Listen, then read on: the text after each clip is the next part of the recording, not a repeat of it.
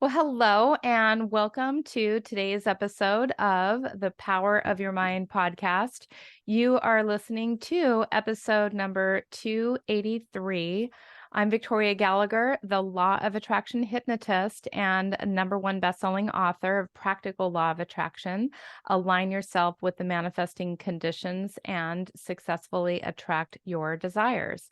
And I'm also the founder of hiptalk.com and HypnoCloud apps, and the soon to be released Believe app, which gives you access to over 1,000 hypnosis recordings right in the palm of your hand. So be sure to download those apps from the App Store. And today I have a very special guest with me, Dre Baldwin. As a CEO and founder of Work on Your Game Inc., Dre Baldwin has given 4 TEDx talks on discipline, confidence, mental toughness, and personal initiative. He has also authored 33 books. He has appeared in national campaigns with Nike, Finish Line, Wendy's, Gatorade, Buick, Wilson Sports, Stash Investments, and Dime Magazine. He has published over 8,000 videos to 142,000 plus subscribers. His content being consumed in over 103 million times. Dre's daily Work on Your Game podcast has over 2,700 episodes and more than 7 million downloads. And in just 5 years, Dre went from the end of his high school team's bench to a 9-year professional basketball career. He played in 8 countries, including Lithuania, Germany, Montenegro, Slovakia, and Germany. Dre invented his Work on Your Game framework as a roadmap in reverse to help professionals with mindset, strategy, accountability, and execution. A Philadelphia native, go Eagles, Dre lives in Miami, and he can be found on the Work on Your Game podcast. And he can also be found at workonyourgameuniversity.com, as well as his workonyourgame.com. So today, Dre is going to be sharing some of his insights on performance and results-based business. So welcome to the show, Dre. Well, I'm excited to be here. Hopefully I can live up to that great bio. Thank you for the introduction. Hey, all the kudos go to you. You have definitely, made quite a dent on society with all of your books, your videos, your TED Talks. I mean, it's pretty amazing what you've accomplished. And I'm very familiar with your award that you have sitting behind you for the ClickFunnels. So Oh, yeah. congratulations on that as well. Thank you. Did you go to the conference? Were you at the last one? Not at the last one. The last one I went to was in, it was in Memphis. It was in 2019. Nashville. Yeah, in Nashville. Nashville. Yeah. Yeah. Okay. Yeah, I went to that one too. Oh, okay. All Yeah, we right. didn't know Very each other good. then. Out Yeah. of like 4,500 people or so there, probably ran across you, but didn't actually get to meet you. Yeah. Yeah, exactly. So, well, let's just kind of, dive into some of the, just like your backstory. Okay. How did all of this start for you? Well, how it started was it came from sports, Victoria. So that's where my start really comes from, being an athlete.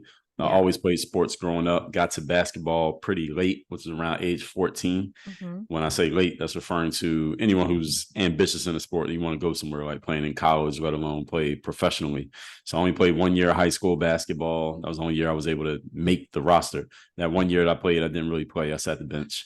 And then coming out of my last year in high school, I averaged 2 points per game on the basketball team. So are you a sports fan, Victoria? Do you follow? My husband is an avid sports fan, so he would definitely know more about this topic than I do, to Okay, be perfectly honest. But yeah, occasionally I join him. okay, to keep it simple, if you score 2 points per game as a hockey player or a soccer player, you're in the Hall of Fame. But you score 2 points per game in basketball, you're nobody.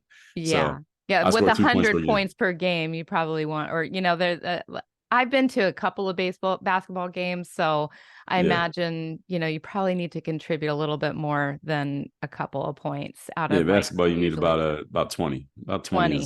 is good. Yeah. So I Got it. scored two. So two is one, you make one shot the whole game. So you watch a basketball game, there's a lot of shots going in. Yeah. So I went to college and I played at the Division III level. I did play college basketball at the D3 level, which is the third tier of college sports. So if anybody who watches, March Madness on TV, the tournament, that's Division I.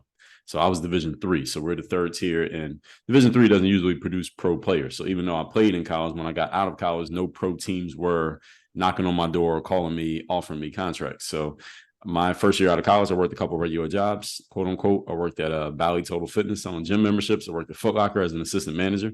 And then a year after graduation, I went to an event called an exposure camp. That's where I kind of got my break because I played pretty well at that event. Exposure camp is like a job fair for athletes. So you pay to go to these events. They're destination events where players who want to play pro and teams who are looking for players all show up. I played pretty well there. That's how I got a good scouting report. Took that scouting report back home, started cold calling basketball agents. It's usually in the sports world, the agents call the players, but since nobody was checking for me, I was calling agents. So I called a bunch of agents, cold called them, pitched myself, got one agent to represent me. He became my first representative. He helped me get my first job playing pro basketball. That was in Lithuania in 2005, to give everybody a time frame here. And just to give you a parallel in this story, now that exposure camp that I played well at, the footage from that event, Victoria, was on this thing called a VHS tape. You remember those? Oh yeah. Yeah. So that VHS tape, I knew it wouldn't last forever because you leave it in the sun or it gets wet or you just lose it, it's gone. And I needed that footage. So I heard about this new website that said you can put up as much footage as you want completely for free. It was called youtube.com. So I took that VHS tape to an audio visual store. They put it on a data CD, the footage. And then I put that footage up on this new YouTube website. And this is at the same time that I started playing pro ball. Now, I'm not thinking anything of it because who cares about YouTube in 2005? Nobody. So I just put the video up, didn't care. But maybe about 6 months later, I went and checked on the website just to make sure it was still there. And there were comments on the video. People were like, man, who taught you how to play? How often do you practice? So I realized that this was an underserved audience of players who wanted to learn the game, and they were able to go to the internet to get information. Whereas, my generation, either you knew somebody in person or you were on your own.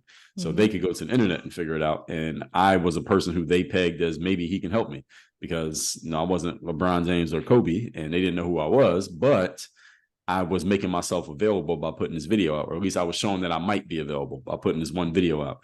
So over the years, from 2005 to about 2009, I would put videos out sporadically on YouTube because mind you, I'm playing pro ball overseas. That's my main focus, is playing professional basketball. I don't care about the internet. I'm on the internet because I'm a computer guy, but I didn't care about the internet because there was not any money to be made by putting content online in 2007. None. Right. So I don't even think they had ads back then.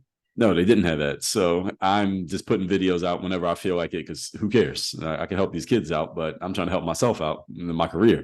So 2009, my phone is not ringing. I'm a free agent in sports. So for those of you who don't know the sports world that well, you can look in the entertainment world. It works similarly where you're in between jobs, but you don't know when that next call is coming. So you'll see actors and actresses working at Starbucks or waiting tables, right? And athletes, we get in similar situations. My phone's not ringing. And I said to myself, well, what am I going to do in this situation here? Because who knows if it's going to ring again? Because it was cute when I was 23 and the phone wasn't ringing, but now I'm getting into my mid to late 20s. What do I do now? So I started creating my own products and services. And that's when I got into the entrepreneurial space. And my products and services was not some complicated thing. It was a $4.99 PDF for basketball players, one for dribbling, one for shooting. That's how I got into the entrepreneurial space. And There's a lot more to happen there. I don't want to just keep going here.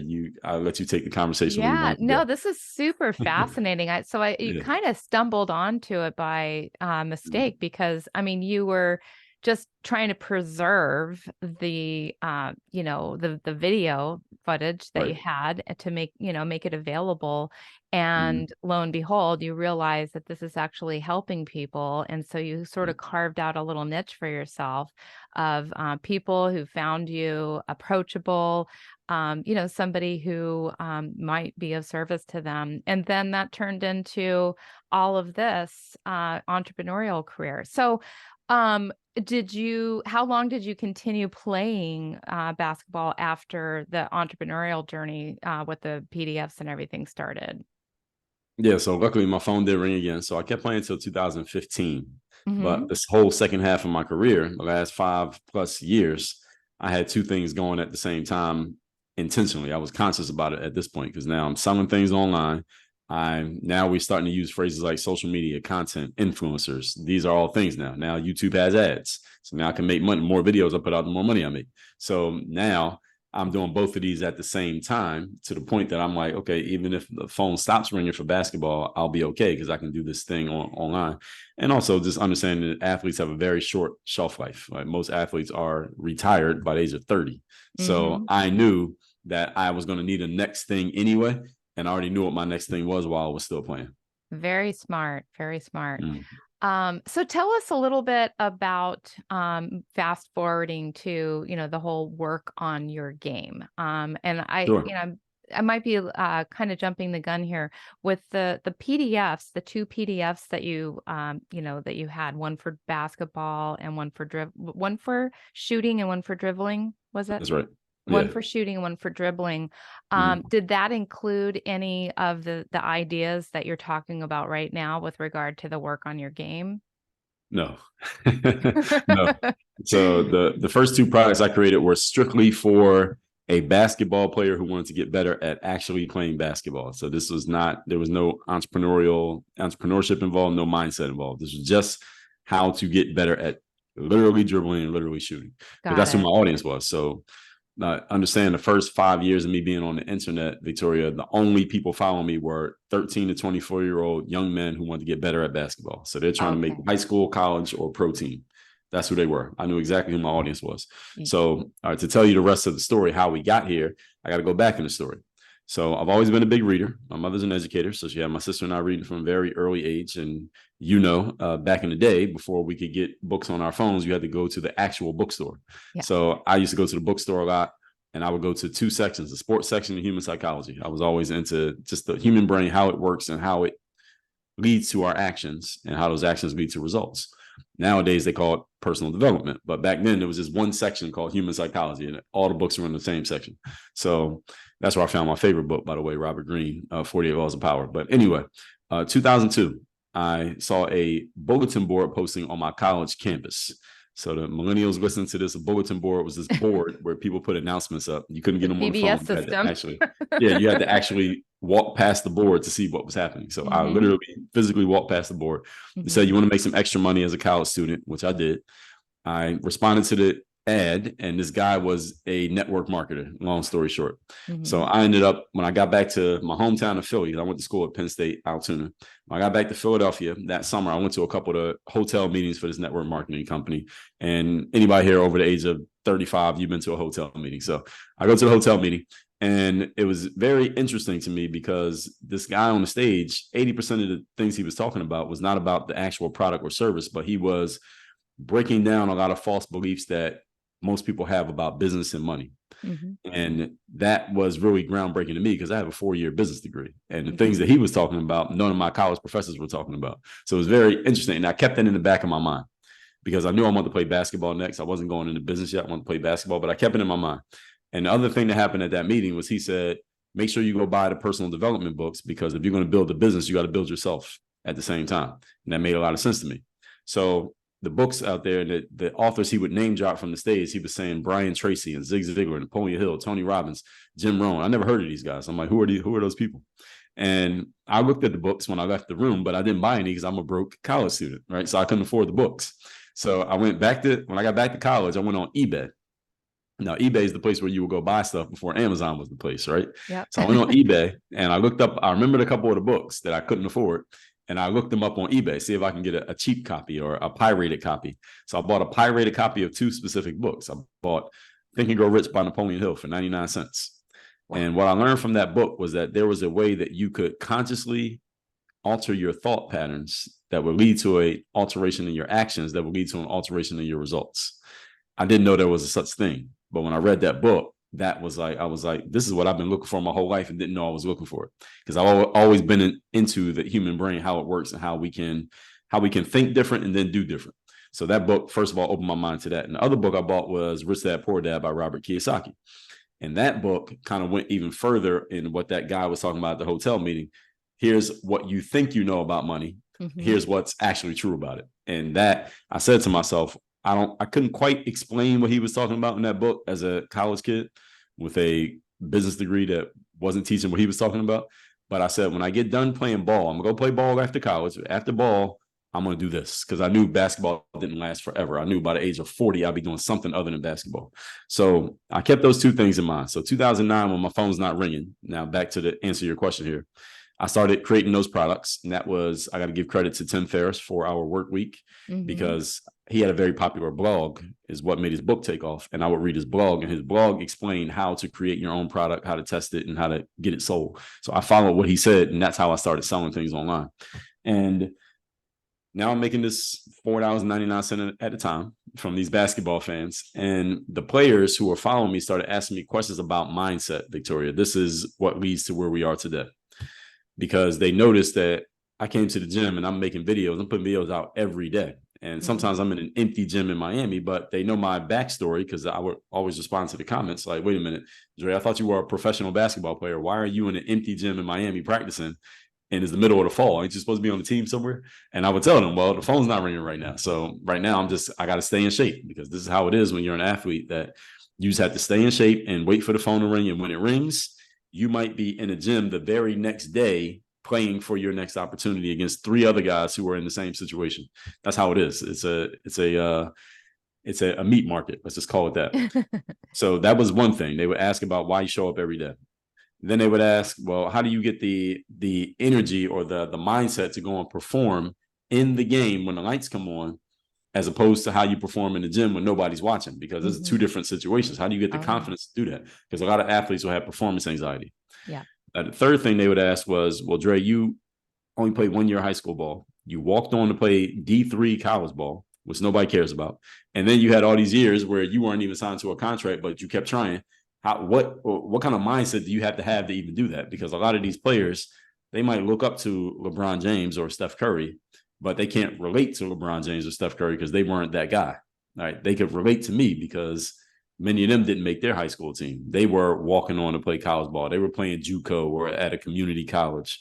They had family members telling them, why don't you give up this basketball thing and get serious about your life? So when they saw somebody like me who had actually gone through the same stuff but made it, they were like, man, this guy could probably help me with the same thought pattern that he has. And then a lot of people started asking, well, Dre, man, how do I play overseas? Or how can I start getting known on the internet? Because by this point, we're talking around 2010. Now being known on the internet is a thing. Now, kids used to grow up wanting to be a firefighter or a police officer. Now they want to be a YouTuber, right? Yeah. Now the internet's starting to be a thing. So now they want to know how to get started. So answering those 4 questions, showing up every day, I start talking about discipline, performing when the lights come on, confidence, how to keep going despite setbacks, mental toughness, and how to get started on something that you see happening, but you don't know where to begin, personal initiative. So those 4 pillars became the foundation of the work on your game philosophy. So that's when I started doing these videos on YouTube every Monday called the Weekly Motivation. And the Weekly Motivation was the first video that I made that was not basketball, specifically about basketball. And it was just about mindset, but it was made for basketball players. So I remember I made the first one, Victoria, and I said, look, I'm going to do this video every Monday because at this point I'm putting out videos every day, but they were just basketball. Everything I did was on the court. Yeah. I said, this is going to be the only video I'm going to do that's not basketball, but it's going to be for mindset before you ball players. Do you want me to do this? If you want me to keep making these, let me know. If not, it's cool. I'll just stick with the on the court stuff. But the response was overwhelming. The players said, yes, Drake, please do the mindset thing. Because many of them, of course, they valued how to do the skill, the dribbling, and how to dribble the ball through your legs and how to dunk and all that stuff. But they had heard me talk in a few videos where I would explain, hey, here's what happened in high school. Here's how I made it in college. Here's how I walked on to a college basketball team. And they heard me, once they heard me articulate, many of them wanted to hear me talk more because they noticed that, and I can say this because I'm an athlete, I didn't talk like the normal basketball player. Let's just put it that way. Yeah. I had a skill of communication that most athletes simply don't have. And they noticed that. So they wanted to hear me talk a little bit more. So when I said I would do these mindset videos every Monday, they said, do it. So I did the weekly motivation every Monday, Victoria, for 400 Mondays in a row. Oh my goodness. Those became the foundation of where we are today. So to answer your question, long answer to a short question, that's how we got here. That is just absolutely amazing. So you strike me based on the story, based on what I've heard so far, you kind of strike me as somebody who like discipline and these things that you were teaching, they were sort of a natural, something you just sort of naturally adopted for yourself with the self-discipline. I mean, would you say that you sort of just, or was there something that, in reading the books, reading the Think and Grow Rich, reading, the Brian Tracy and things like that, that brought that trait out in you more? I would say three things. Number one, I have to give credit to my parents because they are not athletes. And for the most part, we're not full-time entrepreneurs, but they were, do your homework, be respectful of adults, do your weekend chores, those type of parents. And that discipline that I got at home was what was modeled for me. And they went to work every day, even when they didn't have cars, even when I don't think they were that excited about their jobs, but they went to work every day. So I saw that at home every day. So that was what I applied when I played sports. So that was one thing. Second thing is that, as I told you, I've always had this, I've always been interested in the human psychology. How does the human brain work and how does it affect our actions? And I always knew that I thought a little bit differently from most people. I always knew that I did. So I would always look at a situation and ask myself, all right, what can I do that most of these people are not going to do? What can I think that most of them are not thinking? Because when I came out of college, mind you, I came out of a Division III college. So every year, a lot of people don't notice, there are about 5,000 jobs worldwide to play professional basketball if you're an American-born player with an American passport. That's not a lot of jobs. That sounds like a lot. That's not a lot. All right, there are 8 billion people on the planet. Half of us are men. And let's say there are 10 million men who play basketball. 5 million of them think they can play pro, right? It is 5,000 jobs, right? And every year, it's not like it's 5,000 new people every year. A bunch of people keep their jobs. Yeah. So every year, there's maybe 1,000 jobs available in the whole world, and there are probably 100,000 guys who think they can have one, right? So I'm asking myself, what can I do that's going to separate me from all these other players? I knew it wasn't just going to be my ability, because that's what every player thinks. So I'm just a better player than everybody. Like, you can think that, but is that really going to make the difference? Probably not. So I always thought about, what can I do that they're not doing? So when I realized that most players didn't go to the gym and work out and work on their games every day, I realized that most players wouldn't cold call 60 basketball agents to try to get one. I realized most players wouldn't send their video out to a bunch of people trying to get seen. I said, I'm just going to keep doing that because I know that's a competitive advantage, because I'm doing something that most players won't do. That's the second thing. And then the third thing is, when it comes to the discipline, Victoria, and you're right about that, it is a discipline. It's the number one trait. If anybody asks me what's the number one trait that I would attribute to my success, it's discipline. And the third thing is, once I realized that that was working, I just tripled down on it. Right? Yes. What can I do every single day, over and over and over again, that other people are not doing, that's going to create such a gap between me and them that when they realize what happened, they won't even want to make it up. And I've always had that mindset. So those three things. Yeah, no, and that's gold. I truly believe that discipline, and it kind of falls in line also with consistency, because I mean, you did this 400 Mondays in a row. I mean, that just takes something. Most people, they'll start something and then something will get in the way. Some little I've got to, I don't feel good, or, this other thing is happening that I'd rather do. And, and then, one thing leads to the next thing, you miss one Monday, you miss a few Mondays, and the next thing you know. So like, obviously, you're able to tap into this extreme level of discipline, and I can relate to that personally. I mean, I Mm, get into, I know the zone of discipline, and 90% of the time I'm in that zone. The other 10% of the time when I'm not in that zone, I know I'm not in that zone. right. And it's like, ooh, what is it that I don't know. Have you ever been in that place where it's like you're not disciplined and you've had to walk yourself back into it? Have I ever been in that place? I have, but it's been a while. It's Yeah. been a while simply because it's so much of my focus as far as what I do, professionally and business wise, that I've almost extirpated that bad habit from happening. Yeah. Yeah, And because I talk about it so much. yeah, and it's like, I mean, you almost like just becomes second nature. Hmm. For me, it's the 1,035 days in a row that I have without fail meditated, in my meditation room. And Right. it's like there's no way I could never ever miss that, because I guess, you just get into a place of momentum where, Hmm. it's just like, oh my God, I would just never ever miss that. So Hmm. to talk to the person, however, that where that doesn't come as easy, and I'm not saying Yep. it necessarily comes easy for us, but it's a little bit more natural for you. Yeah. It's a little bit natural for people like you and I, who that's just sort of been ingrained into your being. And, but since it's like probably one of the most crucial qualities that you can ever develop for success. You agree with that? Um, Absolutely. what do you say to the person? How can the everyday person begin to tap into that discipline? Well, the first thing people have to understand is where discipline comes from, because I notice a lot of people going about it with an inaccurate formula. And a lot of Mm, people try to force feed discipline upon themselves. That doesn't work. They try to mhm, just make themselves be more disciplined. And I hear mhm. from people every day who say this. Well, Dre, I just got to be more disciplined. I got to be more consistent. I got to push myself. That's very difficult to do. And most of the time doesn't work long term. It may work for a day or two, but not long term. So what people have to understand is where discipline comes from. Discipline comes from structure. When the right structure is in place, discipline is the result of the structure. So if you had parents at home who taught you what we call home training, and they had rules and they enforced them, and you had to go to school every day, do your homework and do your chores, that structure leads to disciplined kids. Right? That's how it works. Disciplined Mhm, parents lead to disciplined kids.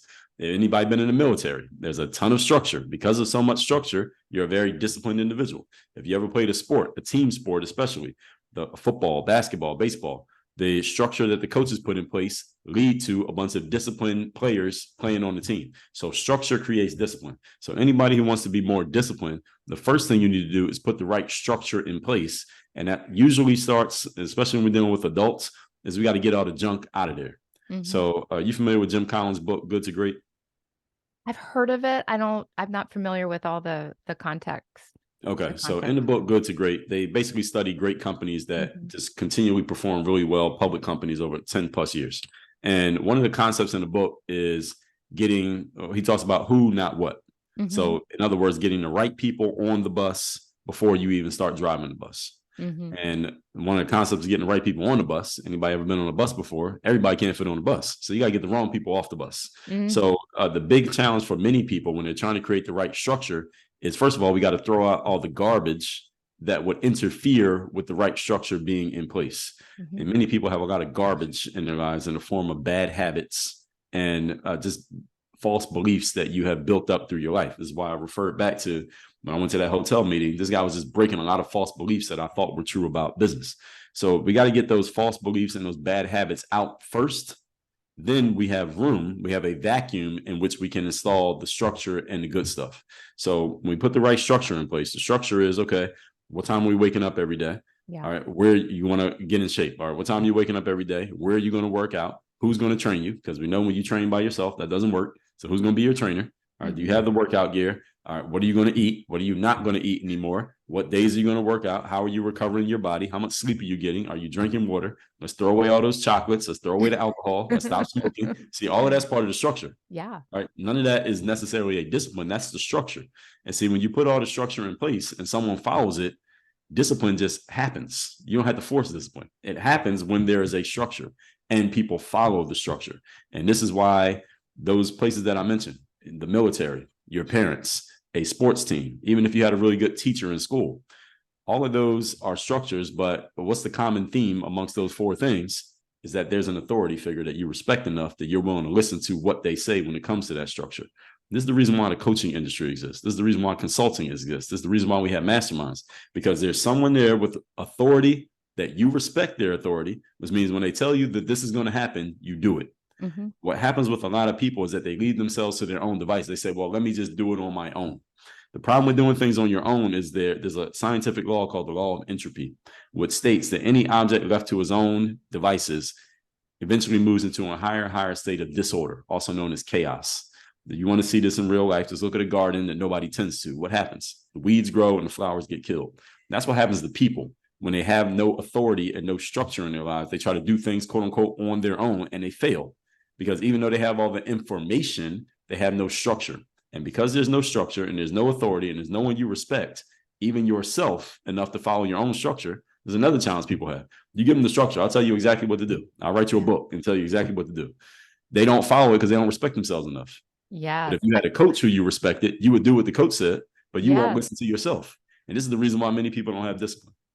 I am just gobbling this up. You and I are speaking the exact same language, and you just kind of clarified something for me that I never really understood why it is that I'm so good at discipline. And it is because of the structure. I'm just naturally like set up the structure. If I'm going to do something, I don't just say, okay, I'm going to start doing this, I have to sit down and I have to figure out, okay, where does this fit in my life, in my day? I have to make a plan for it. And I have to, like you say, create the time for it. And so many times people say things like, well, I don't really have the time. Well, that's because they don't have the structure in place. To you have to look at your life, and like you said, you have to figure out, what am I going to get rid of? How am I going to make this more of a priority, because that's really what it also kind of comes down to, is reprioritizing. That's right, 100%. And the thing about it is, when people say they don't have the time and not having the structure, well, again, the cliche response is we all got the same amount of time every single day, which we do. And a calendar will easily structure your day. All you gotta do is use it. And a lot of people don't do that, right? And the calendar tells you exactly how many hours you got, and the clock tells you how much time you got left. So anybody could do this. Again, the challenge is many people fool themselves into thinking they can do it on their own. And I think a lot of people just think going and getting help is like some type of weakness, but it's actually a strength. It's intelligence, because you get to borrow another person's brain and their knowledge instead of you having to depend all on your own. Because there are 8 billion people on the planet. Why would you depend on just one brain? Why don't you tap into as many as you can? Absolutely. Absolutely. And, or people just, they don't really understand how their brains work. So they just think that they can make a decision one day, and then they're just going to wing it and let the chips fall where they may. And it just isn't going to work that way. So getting a little deeper into this, discipline, I have my own understanding of why it creates confidence, but from your point of view, how does discipline ultimately lead to more success and create more confidence? So confidence is defined as a belief in your ability to do something. And the only way you get belief in your ability to do something is by actually doing it. So this is how, like use an athlete as an example. Athletes practice before the games. And because we practice so much, when we get in the game, we feel confident in our ability to go out there and perform. So this is how the discipline leads to the confidence, because confidence is all about looking back at your past, because it's a belief in your ability to do something. It means you had to have done it in order to have the confidence. It's hard to have confidence to do something you haven't done it before. And this is why, again, this is why we have practice, why we have preparation. This is why a professional speaker practices their speech before they get on the stage. This is why if you're going to do a job interview, you may do a test or a mock job interview, or you look up, you Google what are some common job interview questions before you go to the job interview. Or if you're going to do a sales presentation, you prepare how you're going to do the presentation before you do it. Every professional prepares ahead of time for the situation before the situation occurs. Only amateurs show up to a situation and think they can just show up and do it on their own. Even a professional who's good enough to get away with it can't get away with it for long. So I always use the example of Michael Jordan. First time he retired from basketball, he came back in the middle of the season from baseball, and he was still pretty damn good, but they lost in the playoffs because he wasn't quite Michael Jordan yet. And then he spent that whole next off season preparing, and then he won 3 championships in a row because he had to get to Michael Jordan. He wasn't quite that guy when he came back without doing the preparatory work. So nobody can escape from that rule. Absolutely. And it is that prep work. I mean, for example, when it comes to doing any task like giving a speech, for example. I mean, you're familiar with this because you've given 4 TEDx talks. So did you just like go and wing it, or did you practice for those talks? Yeah, we practice a lot. Yeah. Yeah. And I mean, but it's like during the practice, because I've practiced for, giving a few speeches myself. And it's like that practice when you're doing this, like you were doing the basketball in front of no audience, you were just practicing and doing that. Like, it's the same thing, I think, with any other aspect that we want to get good at. We've got to do this kind of, it's like almost grueling work to practice when you're not actually in the real event. So can you talk to that a little bit? Yes, and that's what separates the pros from the amateurs, right? So one of my books is called The Third Day, and it's all about that. How do you show up and give your best effort when you least feel like it?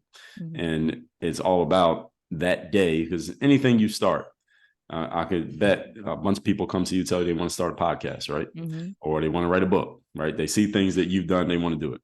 And they are all excited when they first start, and you have that initial burst of energy. Then you got the second wave where the energy goes down a little bit, but they're still doing the job. And then by that third wave, you find out who's serious about it, because that third wave is when people really realize, and I call it the third day. It doesn't have to be 3 days in a row. It can be months, years, weeks. But that third day is the moment when someone realizes that, hey, this thing that I signed up for, this gym membership, this boot camp class, this relationship, this business, writing this book, this podcast, this basketball team, whatever it is, this marathon that I'm going to run, you realize, oh, this is not going to be all fun and games like it looked like in the brochure. All right, this is actual work. All right, this is some actual work that I have to do here. There's going to be some long days here. It's not going to be as easy as I thought it was going to be. And the third day is not just the occurrence, because this happens to everybody. The third day is a decision. Excuse me. Once you realize that that's the case, what do you do? Are you going to keep showing up and giving your best effort, or are you not? Because as a professional, the dictionary definition of professional is a person who does something as their main paid occupation. Only way you can get paid to do something consistently is if you deliver consistently, because nobody pays for randomness. We only pay for things that we know we're going to get. So if you're going to be a professional and get paid all the time, that means you got to show up all the time, even on the days that you don't feel like showing up. I'm sure there have been times. What number episode you say this was, Victoria? This was we're in the 280s, 283. Yeah, 283. Okay, so 283 episodes. I'm sure there have been times you had to turn this mic on, you didn't feel like it. Yeah. Oh, yeah. Right. But you did it anyway, right? Absolutely. And you've written books. There were times you were scheduled to sit down and write for your book, and you didn't feel like writing, or the words weren't coming to you, but you did it anyway. And I'm sure many other aspects of your life in which you've been a professional, there were times you did not feel like doing it. Even athletes. It seems like an athlete's job is the best job you can have, and it is. But there are days you don't feel like practicing. We don't feel like going to practice. There are times I don't feel like turning on the mic. There are times I don't feel like writing. Yeah. There are times we don't feel like doing these things, but you do it anyway. As a parent, there are times you don't feel like dealing with your kids, especially the moms, right? But you do it anyway, right? Exactly. And that's what makes you a professional. And that's what separates, again, the professionals from the amateurs. And the way that you get yourself ready to do that, that's all a mental thing. You got to mentally prepare yourself for the times when you're tired, you're hungry, your body is sore, the words are not coming to you, your throat's hurting a little bit. but we still got to get on here and perform. And one thing that I tell my audience all the time is that as a professional, people should not be, there will be days when you don't feel like working and you worked. Mm-hmm. No one should be able to tell which day that was. Like, Ooh, if I listen to yes, every I episode of love your that. show, Yeah. right, if I listen to every episode ever of your show, I shouldn't be able to tell which day you didn't feel like recording. Yeah. Oh, yeah, that one. It sounded like you didn't feel like being. Absolutely. No, I love this. And I've always really felt like there's just so much richness that we can tap into as business people from athletes, because they're, athletes they tend to be like almost like a different animal, where they seem to know that you have to do it anyway, even when you don't feel like it. It's really similar to, like, listen, I've run a couple of marathons. So obviously there were days that I didn't feel like running, or I felt like if it was a day I needed to do 18 miles, I didn't feel like, going quite that far, and you feel like you're going to poop out. And so I think it's really the same thing. You have to be able to tap into that same type of energy when you're a business professional, when you're whatever you're going for, whether you're going for your MBA, or you're going to become a great parent, or you're going to become great at business, you have to somehow be able to, you got to create that structure, like you said. If the structure is not there, you're not going to do it. And you've got to be able to tap into that mental toughness. So how valuable was it, for, how valuable is it for people to, just be able to tap into this zone, like this, this initiative for their career and their business? Oh, it's everything, because it's the only thing that's going to put you in position to create sustainable success, because sustainable success means you are able to do it over an extended period of time, where it's not just luck. It's not just something that is not random happenstance. You didn't just ride a wave. You're able to sustain your success. Then there are going to be times where things aren't really working. There are going to be times when things are not really, you're not really getting a response from the public that you expected to get. Yeah.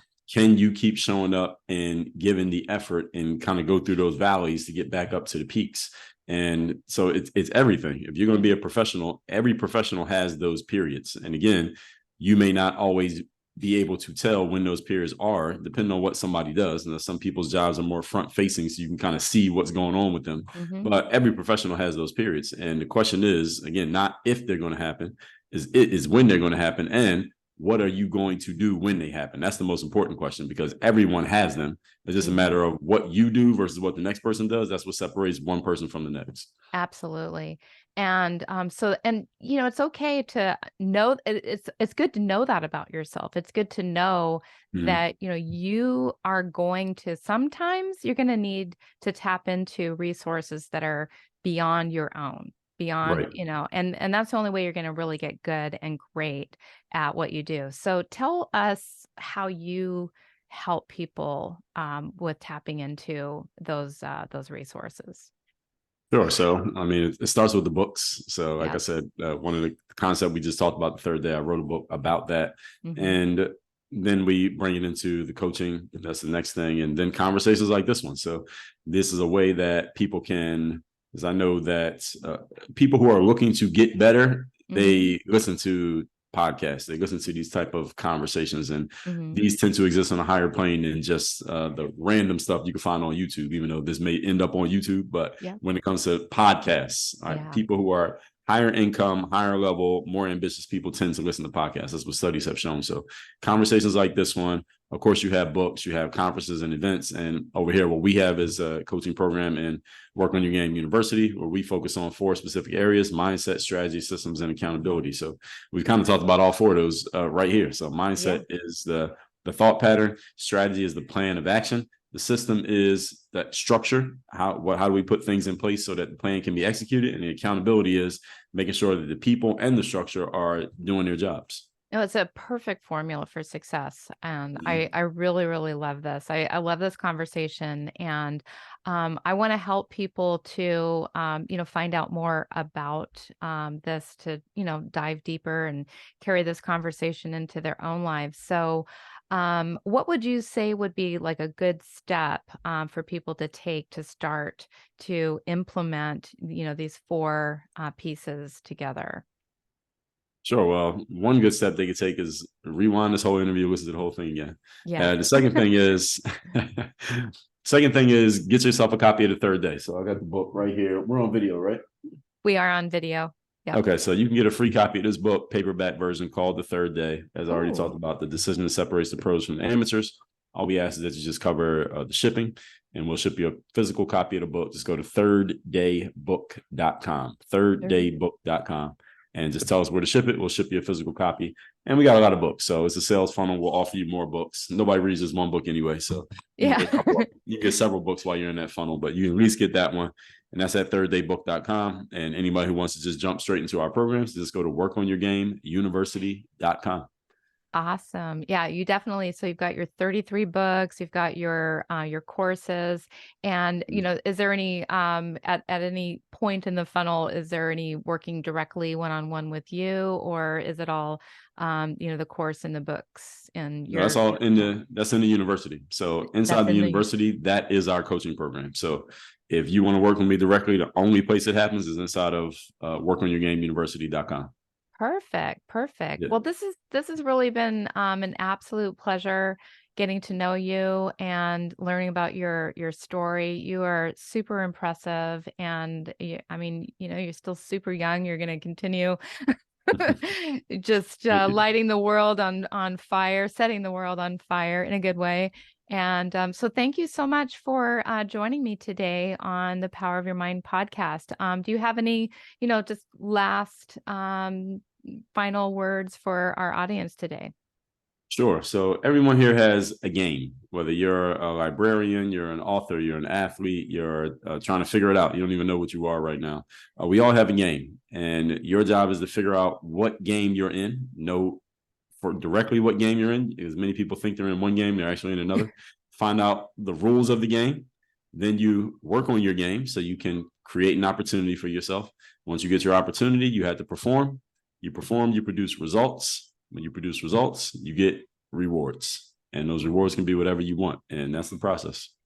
Perfect. And it sounds very simple, but simple is not to be confused with easy. That's But right. it's a very simple approach. So thank you so much for blessing us with your presence here on the Power of Your Mind podcast. Absolutely. Thank you for having me on and for sharing your platform, Victoria.